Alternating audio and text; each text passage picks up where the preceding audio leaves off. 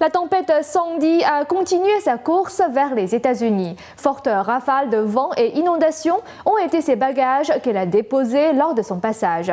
Regardons les images de ce reportage.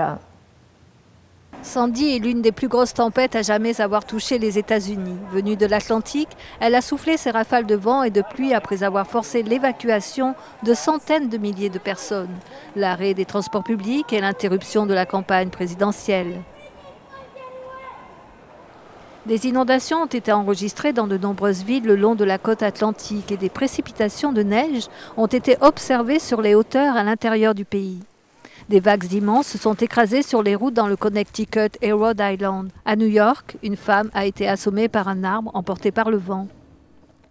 Michael Bloomberg, le maire de New York, avait demandé à ses habitants de rester le plus possible à l'intérieur. Mais de nombreuses personnes se trouvaient la nuit dernière dans les rues inondées de Manhattan et du Lower East Side.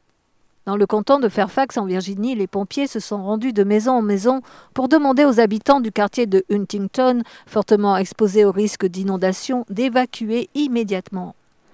Plus de 3 millions de personnes ont été privées d'électricité dès ce lundi soir et plus d'1 million de personnes ont reçu l'ordre d'évacuer leur logement. De nombreuses communautés ont effectivement subi de lourdes inondations.